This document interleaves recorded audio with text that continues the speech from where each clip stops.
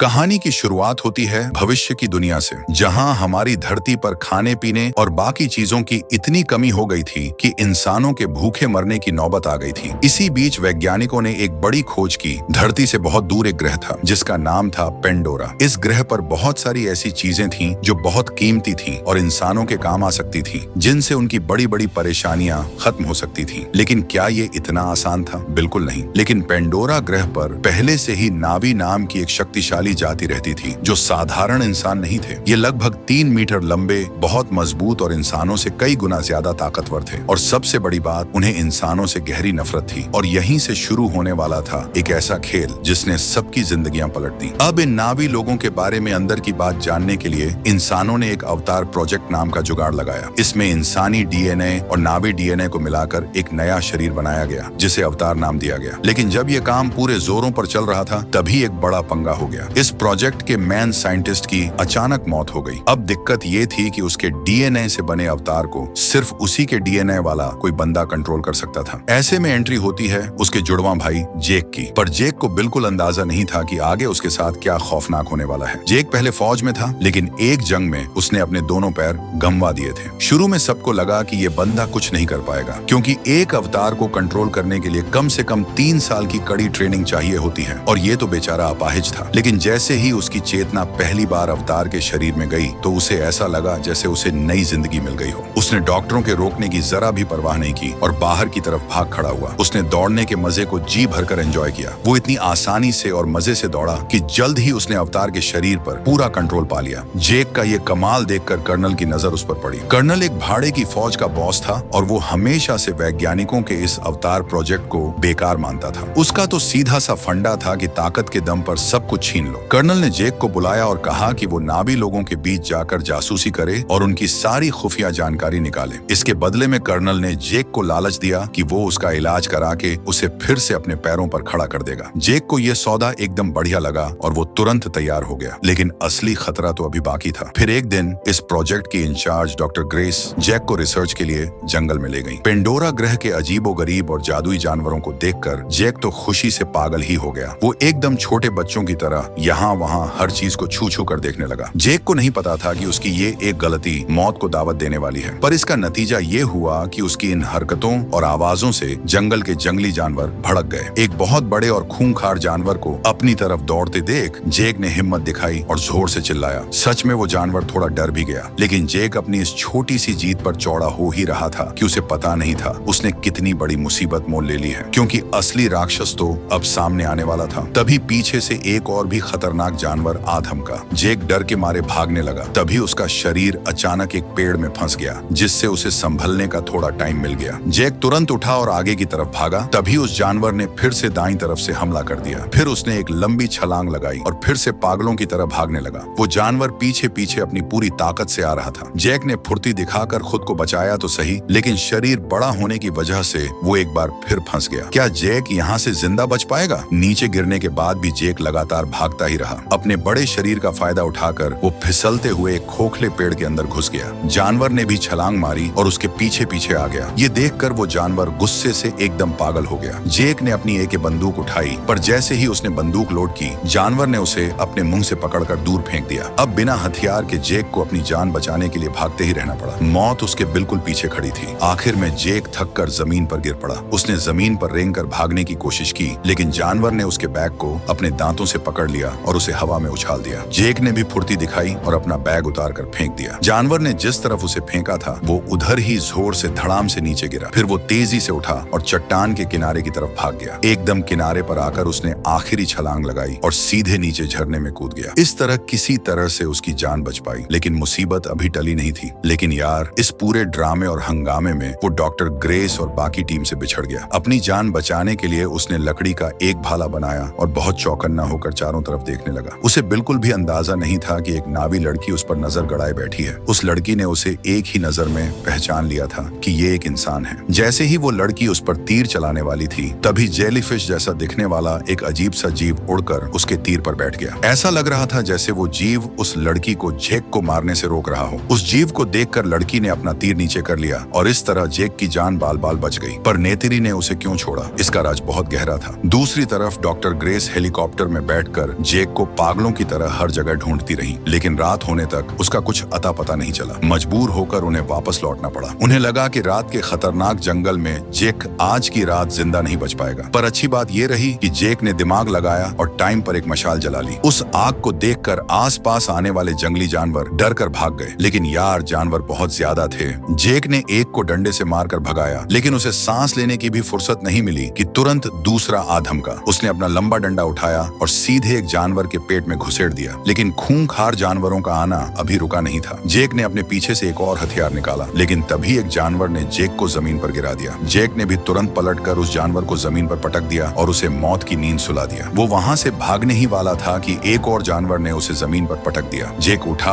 और उसने जानवर के सिर पर जोरदार वार किया। फिर जैसे ही वो उठा, एक और जानवर उस पर कूद पड़ा और उसे जमीन पर गिरा दिया। एकदम उसी नाजुक मौके पर हवा में उड़ता हुआ एक तीर आया और जेक की जान बच गई। पर अब जो होने वाला था वो जेक के होश उड़ाने के लिए काफी था। जानवरों को वहां से भगाने के बाद उस लड़की ने जेक की मशाल को पानी में फेंक दिया। हैरानी की बात तो ये थी कि मशाल के बुझते ही जंगल के पेड़ पौधे अचानक से रंग बिरंगी रोशनी से चमकने लगे। ये नजारा देखकर जेक तो एकदम दंग रह गया। वो आगे बढ़कर उस लड़की को थैंक यू बोलना चाहता था, लेकिन लड़की ने उसे बिल्कुल भी भाव नहीं दिया। उसने जेक को थप्पड़ मारकर पीछे धकेला और वार्निंग दी कि वो तुरंत वहां से चला जाए, क्योंकि नावी लोग इंसानों से सख्त नफरत करते थे। क्या जेक यहाँ से जिंदा वापस जा पाएगा? तभी वो जेलीफिश जैसा दिखने वाला जीव फिर से वहां आ गया। असल में वो आत्माओं के पेड़ के बीज थे और उन्हें सिर्फ सबसे पवित्र आत्माएं ही अपनी तरफ खींच सकती थी। जब ये बीज पूरी तरह से जेक के शरीर पर चिपक गए तो वो नावी लड़की एकदम हैरान रह गई। उसे लगा कि ये तो कोई बड़ा चमत्कार है, इसलिए उसने जेक को अपने कबीले के लोगों से मिलवाने का फैसला कर लिया और यहीं से जेक की जिंदगी पूरी तरह पलटने वाली थी। आपको बता दूं, पेंडोरा ग्रह पर नावी लोगों के कई अलग अलग कबीले हैं। इस लड़की का नाम नेत्री था और वो ओमाटिकिया कबीले से थी। उसके पिता कबीले के सरदार थे और माँ सबसे बड़ी पुजारिन थी। एक इंसान के साथ ऐसा चमत्कार होने की बात सुनकर कबीले वालों ने जेक को अपने पास रोकने का फैसला किया। वो चाहते थे कि जेक उनके कबीले की बातें और तौर तरीके सीखे, ताकि वो देख सकें कि आत्माओं के पेड़ ने जिस इंसान को चुना है आखिर उसमें ऐसी क्या खास बात है। लेकिन जेक का असली मकसद तो कुछ और ही था। अब जेक ओमाटिकिया कबीले के साथ ही रुक गया और उनकी भाषा और जीने का तरीका सीखने लगा। लेकिन हर रात जब उसका अवतार सो जाता तो वो अपने असली इंसानी शरीर में जाग जाता था। जागने के बाद वो कर्नल को नावी लोगों की सारी खुफिया जानकारी दे देता था। जब कर्नल को पता चला कि उनके इलाके में खनिजों का बहुत बड़ा खजाना है तो उसने जेक को 3 महीने का टाइम दिया ताकि वो नावी लोगों को वहां से हटने के लिए मना ले। क्या जेक कर्नल का ये काम कर पाएगा?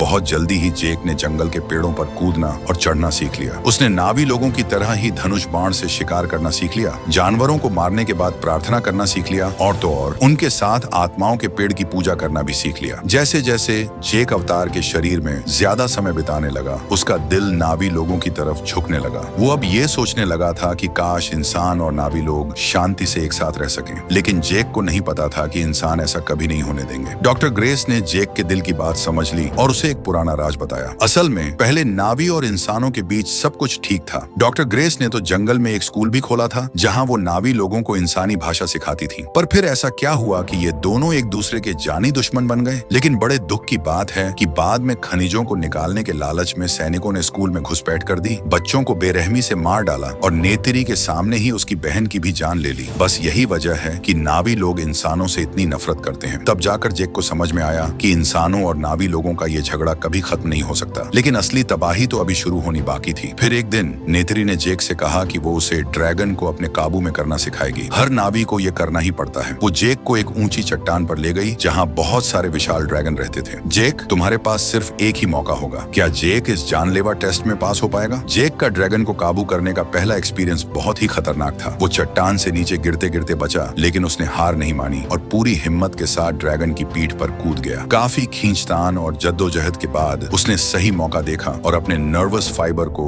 ड्रैगन से जोड़ दिया। जुड़ते ही ड्रैगन एकदम शांत हो गया। फिर शुरू हुई उसकी पहली उड़ान। जेक कई बार गिरते गिरते बचा, लेकिन इतने खतरे के बाद भी वो सेफ रहा और आखिर में नेत्री के साथ आसमान में मजे से उड़ने लगा। उस वक्त ऐसा लग रहा था कि काश ये समय यहीं रुक जाता तो कितना अच्छा होता। लेकिन तभी अचानक आसमान में एक बहुत बड़ी सी परछाई छा गई। ये एक लाल रंग का बहुत बड़ा ड्रैगन था जो उन दोनों से कई गुना बड़ा था और उन्हें खाने के लिए उनके पीछे पड़ गया था। शुक्र है कि वे घने जंगल में घुस गए और छुपकर अपनी जान बचा ली। नेत्री ने जेक को बताया कि इस लाल वाले बड़े ड्रैगन को कोई भी काबू नहीं कर सकता। सिर्फ पुरानी कहानियों में बताया गया तुरुक मक्तो ही इसकी सवारी कर सकता है और वही इंसान नावी लोगों का सब सबसे बड़ा लीडर बन सकता है। उस वक्त जैक को बिल्कुल नहीं पता था कि वो खुद ही नया तोरुक मक्तो बनने वाला है और उधर कर्नल जैक के लिए एक खौफनाक जाल बिछा रहा था। देखते ही देखते कर्नल का दिया हुआ टाइम खत्म हो गया। कर्नल ने कहा कि जैक का काम अब पूरा हो गया और वो वापस आ सकता है, लेकिन जैक ने कर्नल से कहा कि वो थोड़ा और इंतजार करे, क्योंकि अगले दिन नावी लोग उसके लिए एक खास रस्म करने वाले थे। इस रस्म के बाद वो एक सच्चा नावी बन जाएगा और तब वो उन लोगों को अपनी जगह छोड़ने के लिए आसानी से मना लेगा। कर्नल उसकी ये बात मान गया, पर जेक को नहीं पता था कि कर्नल उसे धोखा देने वाला है। रस्म वाले दिन नेत्री ने जेक के शरीर पर नावी लोगों का खास टैटू बनाया। जेक बीच में खड़ा था और सारे नावी लोग उसके लिए प्रार्थना कर रहे थे और उसे आशीर्वाद दे रहे थे। लेकिन अगले ही दिन इंसानों के बड़े बड़े बुलडोजर जंगल में घुस आए और सब कुछ तहस नहस करने लगे। हालांकि जेक ने फुर्ती दिखाते हुए बुलडोजर का कैमरा तोड़ दिया, लेकिन वो इंसानों के इस हमले को रोक नहीं पाया और अब पेंडोरा पर तबाही का खौफनाक मंजर शुरू होने वाला था। कर्नल ने कैमरे में आ रही रिकॉर्डिंग को देखकर सोचा कि जेक ने शायद बगावत कर दी है, इसलिए उसने बिना कुछ सोचे समझे मशीन को बंद कर दिया और जेक को जबरदस्ती नींद से जगा दिया। जेक ने कर्नल के बहुत हाथ पैर जोड़े कि उसे एक और मौका दे दे। उसने पक्का वादा किया कि वो नावी लोगों को वहां से हटने के लिए मना लेगा। कर्नल ने उसे सिर्फ 1 घंटे का टाइम दिया, लेकिन जब जेक ने वापस जाकर कबीले वालों को बताया कि वो एक जासूस है, तो नावी लोग गुस्से से एकदम पागल हो गए। नेत्री तो जेक को ऐसे देख रही थी जैसे उसे अपनी आंखों पर यकीन ही ना हो रहा हो। जेक का सच सामने आते ही सब कुछ खत्म हो गया। गुस्से में आकर नावी लोगों ने जेक और उसके दोस्तों को बंदी बना लिया और इंसानों पर पलटवार करने की तैयारी करने लगे। ठीक उसी समय इंसानों के लड़ाकू जहाज फिर से आ गए और उन्होंने उनके विशाल पेड़ पर बम गिराने शुरू कर दिए। नावी लोगों ने अपने धनुष बाण से जवाबी हमला किया, लेकिन इंसानों की इतनी बड़ी और खतरनाक मशीनों के सामने उनकी एक ना चली। ये तो चींटी और हाथी की लड़ाई जैसा था। मजबूर होकर उन्हें वहां से निराश होकर भागना पड़ा। तभी महायाजक जेक के पास आई। क्या महायाजक जेक को माफ कर देंगी? उन्होंने जेक पर भरोसा करने का फैसला किया, लेकिन इस हालत में जेक भी बेचारा क्या ही कर लेता। वो सब बस अपनी आंखों के सामने अपने घर को तबाह होते हुए देखने के अलावा कुछ नहीं कर सकते थे। इस खौफनाक हमले में नेत्री के पिता भी मारे गए, लेकिन इस दर्दनाक रात का अंत अभी नहीं हुआ था। जब जेक और डॉक्टर ग्रेस बेस पर वापस लौटे तो कर्नल ने उन्हें इंसानों का गद्दार मानकर जेल में डाल दिया, लेकिन बेस में मौजूद उनके कुछ अच्छे दोस्तों ने उन्हें वहां से भागने में मदद की। पर किस्मत खराब थी। रास्ते में कर्नल ने उन्हें देख लिया और उसकी अंधाधुंध फायरिंग में डॉक्टर ग्रेस को गोली लग गई। उनकी हालत बहुत सीरियस हो गई। डॉक्टर की जान बचाने के लिए जेक ने नावी लोगों का भरोसा फिर से जीतने की ठानी। उसने सोचा कि वो उस लाल वाले विशाल ड्रैगन के राजा को अपने काबू में करेगा, क्योंकि वो अच्छे से जानता था कि ये विशाल ड्रैगन ही जंगल का असली राजा है और कोई भी जानवर उससे पंगा लेने की हिम्मत नहीं कर सकता। इसलिए जेक ने अपनी जान पर खेलकर ऊपर से उस विशाल ड्रैगन पर छलांग लगाने का फैसला किया। क्या जेक उस खूंखार ड्रैगन के जबड़े से जिंदा लौट पाएगा? उधर दूसरी तरफ ओमाटिकया कबीले के लोग किसी मसीहा के आने की दुआ मांग रहे थे। तभी वो विशाल ड्रैगन जेक को अपनी पीठ पर बिठाकर आसमान से नीचे उतरा। जेक ने सच में ड्रैगनों के राजा को अपने काबू में कर लिया था और अब वो महान तोरुक मक्तो बन गया था। ये देखकर जेक ने कबीले का भरोसा फिर से जीत लिया और नेत्री ने भी उसे माफ कर दिया। अब जेक पूरे कबीले की आखिरी उम्मीद बन चुका था, पर अब जेक को एक बहुत बड़ी कुर्बानी देनी थी। उसने सबसे पहले पुजारिन से हाथ जोड़कर डॉक्टर ग्रेस की जान बचाने की मिन्नत की। सबने मिलकर डॉक्टर और उनके अवतार वाले शरीर को आत्माओं के पेड़ के पास रख दिया। पूरा कबीला बैठकर प्रार्थना करने लगा ताकि डॉक्टर की आत्मा उनके अवतार वाले शरीर में ट्रांसफर हो जाए। लेकिन यार, डॉक्टर बहुत बुरी तरह घायल थी। मरने से ठीक पहले उन्होंने जेक का हाथ पकड़ा और कहा कि उन्होंने नावी लोगों की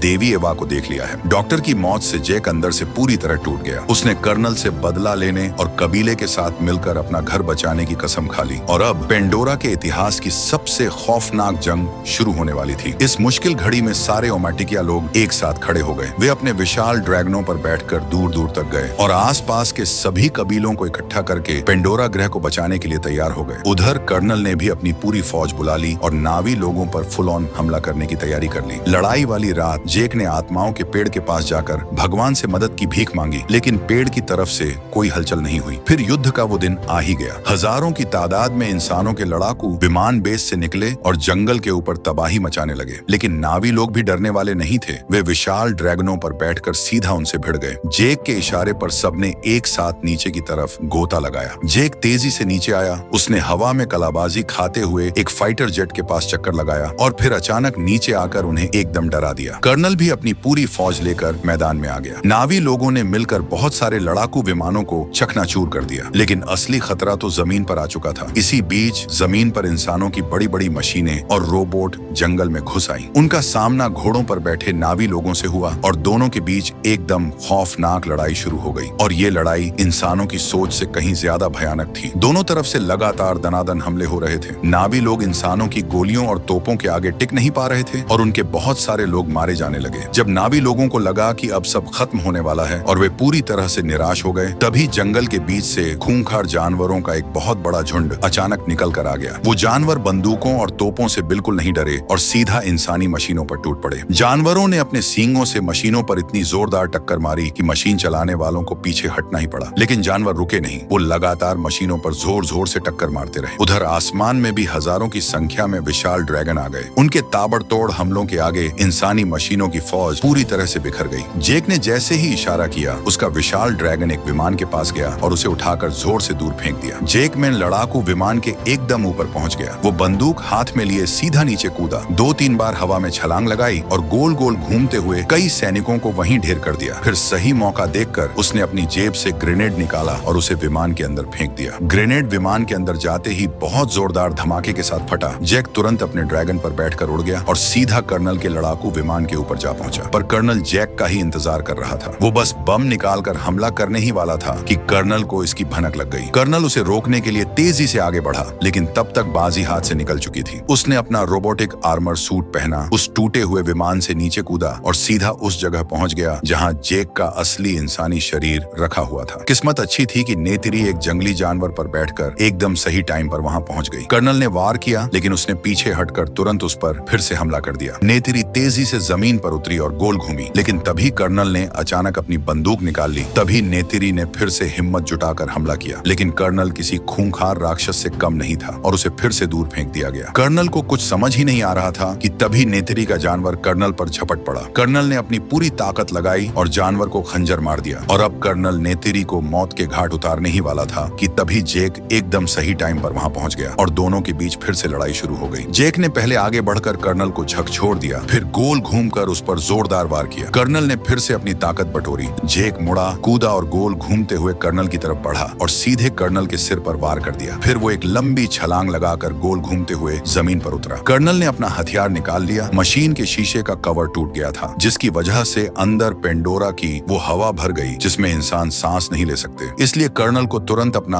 ऑक्सीजन मास्क पहनना पड़ा। फिर कर्नल उस जगह घुस गया जहां जेक की मशीन रखी थी और उसने शीशा तोड़ दिया। जेक का दिमाग अवतार और इंसानी शरीर के बीच बार बार स्विच हो रहा था और जल्द ही कर्नल ने उसे दबोच लिया। कर्नल अब सीधे तौर पर जेक को खत्म करने की तैयारी करने लगा। जेक की सांसें उखड़ रही थीं और मौत सामने खड़ी थी। उसने तुरंत अपना धनुष उठाया और कर्नल की छाती के आर पार तीर मार दिया। फिर नेत्री ने एक और तीर चलाया और आखिरकार कर्नल मारा गया, लेकिन जेक की आंखें बंद हो रही थीं। लेकिन तब तक जेक का दिमाग वापस उसके असली इंसानी शरीर में आ चुका था। हवा न मिलने की वजह से वो सांस नहीं ले पा रहा था और बस बेहोश होने ही वाला था। गनीमत रही कि नेत्री भागकर आई और उसने तुरंत जेक को ऑक्सीजन मास्क पहना दिया, जिससे जेक की जान बच गई और इसी के साथ इस खौफनाक जंग का अंत हो गया। कहानी के आखिर में बचे हुए सभी इंसानों को वापस धरती पर भेज दिया गया, लेकिन जेक ने वहीं पेंडोरा पर रुकने का फैसला किया, क्योंकि इतने टाइम में जो पल उसने वहां बिताए थे, उसने उसे उस जंगल और बहादुर नेक दिल वाली नेत्री से सच्चा प्यार करना सिखा दिया था। फिर उसने अपने इंसानी शरीर को हमेशा हमेशा के लिए छोड़ने और एक सच्चा नावी बनने का फैसला कर लिया। आत्माओं के पेड़ की मदद से जेक की आत्मा हमेशा के लिए उसके अवतार वाले शरीर में आ गई और अब वो ओमाटिकिया कबीले का लीडर बनकर इसी जंगल में खुशी खुशी रहेगा। और इसी के साथ अवतार फिल्म की कहानी यहीं खत्म होती है। अगर कहानी पसंद आई हो तो वीडियो को लाइक और सब्सक्राइब करना मत भूलना। इससे हमें ऐसे ही और दमदार एक्सप्लेन बनाने का हौसला मिलता है। अब कमेंट में जरूर बताना तुम किस टाइप की मूवी एक्सप्लेन देखना पसंद करते हो, एक्शन वाली या इमोशनल वाली। चलो अब अगले वीडियो में मिलते हैं।